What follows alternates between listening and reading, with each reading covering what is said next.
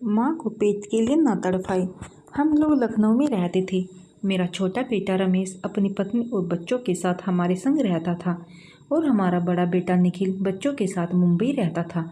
लखनऊ में ही हमारे पड़ोस में शुक्ला जी सहपरिवार रहते थे। उनके यहाँ हमारा आना जाना अच्छा खासा था। एक दिन मेरे बड़े बेटे का मुंबई से फ़ोन आया। बोला, मम्मी पापा आप कुछ दिनों के लिए हमारे यहाँ मुंबई आ जाइए, मैं आप लोगों को लेने लखनऊ आ जाऊंगा। मैं और हमारे साहब पतिदेव बड़े बेटे निखिल के साथ मुंबई चले गए। वहाँ हम लोगों को 6-7 महीने लग गए। उसी बीच लखनऊ से मेरे छोटे बेटे रमेश का फ़ोन आया।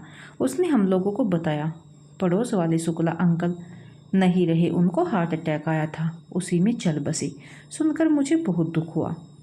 जब हम लोग लखनऊ अपने छोटे बेटे के पास आए तो 2-4 दिन बाद मैं शाम को शुक्ला जी के घर उन लोगों से मिलने उन लोगों के घर चली गई। शुक्ला जी की मिसेज मुझे देखकर बहुत रोई और वो मुझे पहले की अपेक्षा कमज़ोर भी काफ़ी लगी। मैं उनको दिलासा देकर थोड़ी देर बैठकर अपने घर वापस आ गई। मुझको उनके अकेले रह जाने पर लगाव भी बहुत हो गया था। मैं उनके घर जब तब चली जाती थी। आज जब मैं उनके घर गई तो वो मुझे देखकर ज़ोर ज़ोर से रोने लगी। मैं भी उनका रोना देखकर परेशान हो गई। मैंने उनको चुप कराया और आंसू पोंछे। थोड़ा शांत होने पर वो मुझको बताने लगी, इनके जाने के बाद मेरे दोनों बेटे अलग अलग हो गए। एक नीचे की मंजिल में, दूसरा ऊपर की मंजिल में रहता है। इन लोगों ने मेरा खाना भी 15-15 दिन के लिए बांध दिया।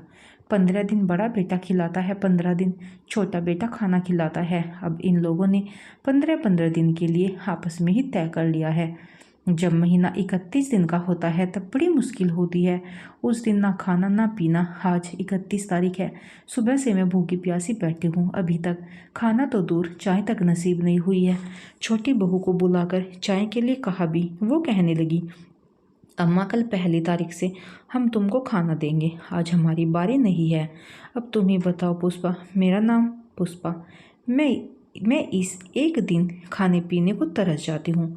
समझ में नहीं आता मैं क्या करूँ। मुझे उनकी बातें सुनकर बहुत सदमा लगा। मैं सोचने लगी, माँ अपने बच्चों को इतने लाड़ प्यार से पालती है, अपने बच्चों को खाना खिलाकर खुद खाना खाती है, और जब बच्चे बड़े हो जाते हैं तो अपने माँ बाप को खाना भी नहीं खिला पाते हैं, अपने बारी बांध लेते हैं। मुझे उनके लिए बहुत दुख हो रहा था कि बेचारी वो भूखी प्यासी बैठी है, उनके बच्चों को कोई मतलब नहीं है।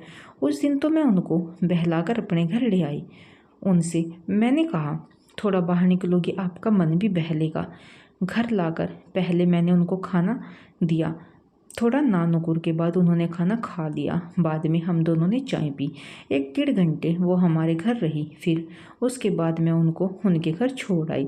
घर आकर मैं बहुत उदास होकर सोचने लगी, आज तो मैंने उन्हें खाना खिला दिया। अब दूसरे महीने जब 31 तारीख आएगी तो उस दिन उनके बच्चे तो खाना खिलाएंगे नहीं।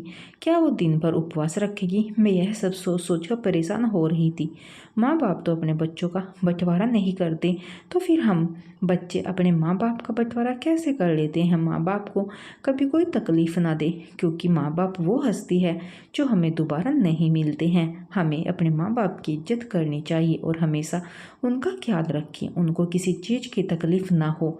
खाने पीने के लिए कभी माँ बाप को ना बांटे।